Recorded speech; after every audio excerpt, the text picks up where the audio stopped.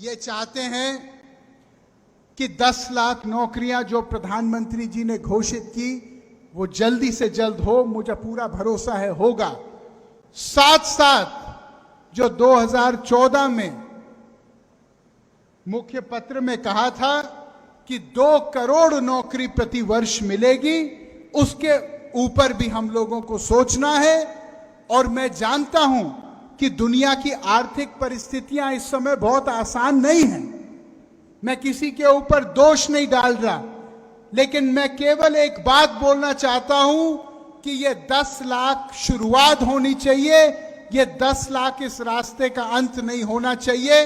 जो 2 करोड़ नौकरियों की बात की गई थी वो नौकरियों की पूर्ति भी होनी चाहिए देश में, तभी गरीबी छटेगी। बात करना चाहता हूं इस अग्निपथ योजना की, जिसके ऊपर आज ही मैंने एक पत्र लिखा है माननीय रक्षा मंत्री जी को।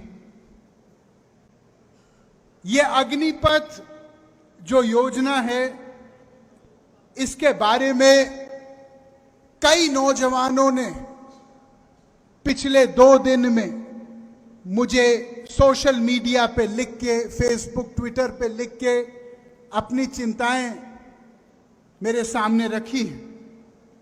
भाइयों, मैं सेना में तैनात एक नौजवान को एक सरकारी नौकर मुलाजिम नहीं मानता। मैं उसको एक तपस्वी, एक योद्धा मानता हूं। मैं ये मानता हूं कि जो आदमी ने अपने जीवन का सर्वस्व न्योछावर करके अपने देश के नाम त्याग करते हुए दिया है, वो आदमी तनख्वाह के लिए नहीं जी रहा, वो आदमी देश के लिए अपना बलिदान देने के लिए जी रहा है। हम उसको तनख्वाह तक सीमित ना करें, ना उसको आंखें तनख्वाह से। भाइयों, सेना की तैनाती एक बहुत घोर संकल्प और तपस्या है। मैं आपसे एक प्रश्न पूछना चाहता हूं। आज अगर कोई ये कहे कि आधे समय कोई परचून की दुकान चलाएगा और आधे समय कोई सेना का काम करेगा, तो क्या हमारी देश के रक्षा के ऊपर प्रश्न चिन्ह उठेगा कि नहीं उठेगा? हम लोग आज आपके माध्यम से एक प्रश्न उठा रहे हैं जो इस देश का हर नौजवान उठा रहा है। वो प्रश्न क्या है? वो प्रश्न ये है कि आज सरकार को 5 साल मिलते हैं देश की सेवा करने के लिए। वरुण गांधी को 5 साल मिलते हैं पीलीभीत के जनता की सेवा करने के लिए। तो फिर नौजवानों को देश की सेवा करने के लिए केवल 4 साल क्यों मिल दिए जा रहे हैं? ये सवाल हर नौजवान के सीने में है कि नहीं है? हम लोग भर्ती प्रणाली पे बहुत दिन से चिंतित हैं। 17 से लेकर 21 तक सेना की भर्ती होती है। मैं सरकार से आज प्रश्न पूछना चाहता हूं, अगर कोई 22 साल का नौजवान है तो क्या उसकी जवानी चली गई है? उसकी जवानी कोई काम की नहीं है देश के लिए? अगर कोई 24 साल का लड़का है तो क्या अगर वो देश के लिए अपना खून देना चाहता है तो क्या उसका खून बेकार है देश के लिए? ये प्रश्न हमको पूछने चाहिए। आज आप किसी टीवी उठा के देखो, केवल हिंदू मुस्लिम नफरत गर्दी चल रही है। मैं ये पूछना चाहता हूं, अगर हम लोग इस माहौल में रहेंगे, उनके बाद 4 साल बाद हम उनको छोड़ देंगे एक छुट्टे सांड की तरह गांव में, और हम उनको बोलेंगे कि 4 साल तक तो आपका बहुत मान सम्मान था, 4 साल तक तो हमने आपको सलामी ठोकी, हमने आपको फौजी साहब कहा, और अब आपको प्राथमिक विद्यालय के बर्तन मांजने पड़ेंगे, तो क्या इसका सेना के ऊपर, सेना के मनोबल के ऊपर, सेना के शौर्य के ऊपर कोई फर्क पड़ेगा कि नहीं पड़ेगा?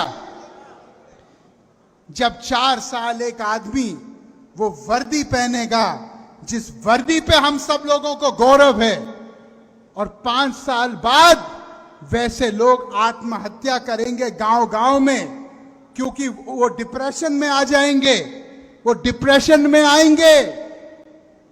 अगर उनकी शादियां होंगी, 4 साल बाद उनको उनके ससुराल वाले पूछेंगे कि भैया पहले तो बड़ा रुतबा था तुम्हारा, लौ लश्कर था, अभी आप बेकार हो गए हो, आप तो पड़े हुए हो गांव में, अब क्या होगा आगे हमारे बिटिया का? क्या जवाब देंगे? मैं सरकार से पूछना चाहता हूं कि क्या एक एक आदमी जो सेना में इस अग्निपथ योजना के द्वारा जा रहा है, क्या उसके 4 साल के बाद क्या आप सबका सम्मानजनक पुनर्वास करने के लिए तैयार हैं?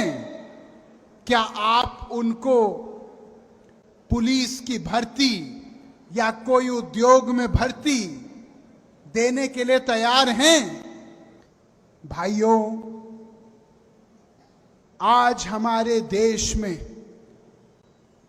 एक नई सोच की जरूरत है, और वो सोच ये है कि जब तक समाज के अंतिम व्यक्ति की आवाज नहीं सुनी जाए, तब तक कोई कानून देश में बनना नहीं चाहिए। हम लोग ऊपर से नहीं बोल सकते कि ये होगा और ये हो। हमको देश के लोगों की नब्ज पहले जाननी चाहिए, हमको देश की भावनाओं को पहले सम्मान और आदर के साथ सुनना चाहिए। हमको पहले ये समझना चाहिए कि समाज का जो रीति नीति है वो किस बात से उठेगी और किस बात से नकारात्मक रूप से प्रभावित होगी, और ये समझ के कोई कदम हम लोगों को उठाना चाहिए।